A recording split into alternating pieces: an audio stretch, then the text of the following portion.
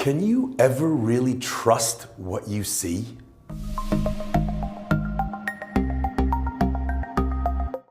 The Jewish people moved to a new country, and very quickly, there's a lot of them.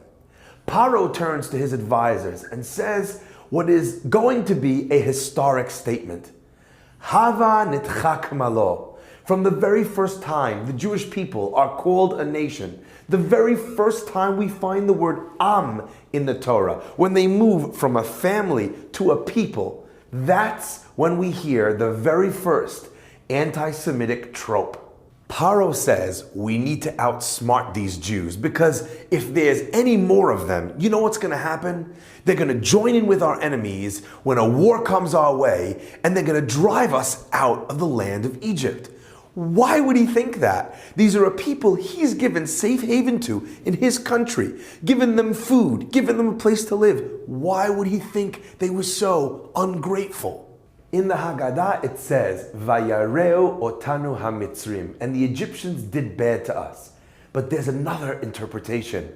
Vayareu otanu hamitzrim could mean that the Egyptians made us out to be bad. Why would we do that? Why would we be such kind of citizens?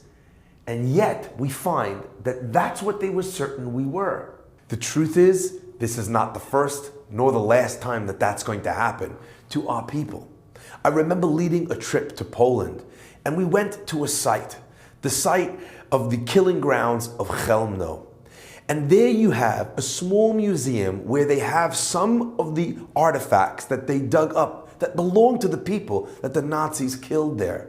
And I was shocked because amongst the trinkets and amongst the jewelry was a cross indicating Germany's highest Medal of Honor for people who served in World War I. They were killing people as traitors who were once their greatest heroes. How could such a thing happen? You see, this is an example that happens in people's lives all the time. We think that we see stories, people, scenarios, then we draw conclusions from those stories, and then we decide how we act. But actually, most often it works the other way around. We decide beforehand what we think the story actually is. And only through that bias, called confirmation bias, do we interpret that which we see. Both the Germans and Paro had already decided that these people were a threat to them. That's the narrative that they already bought. As the Jews had more children, Paro turned the size of their population into a threat, because if they're people that you're threatened by, more of them is obviously a bigger threat. If these are people who were once honorable, then probably they're using the power that they have to attack us from the inside. You can turn any story on its head based on what it is that you want to believe. I remember hearing the most incredible story, which illustrated this point perfectly. This well-dressed woman gets on a plane, and she sits down and reaches in between the seat where she had put her box of cookies. She picks up the box and starts eating cookie, and then all of a sudden, the man sitting next to her, he's not really dressed so well. His clothing is a bit shabby. He reaches into the box and takes a cookie for himself. She gives him the evils. The guy's not getting the hint. Each time she takes a cookie, he takes one too. What is wrong with this guy? Until finally, it's the last cookie in the box. And as she's reaching for the last cookie in the box, the guy sticks his hand in and takes the last one. Chutzpah, come on, right? She looks at him with such disgust in her eyes. Who does that?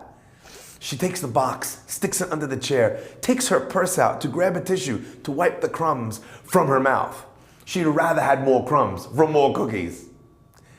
But as she opens her purse and sticks her hand inside, her fingers feel the top of a box, a closed box of cookies.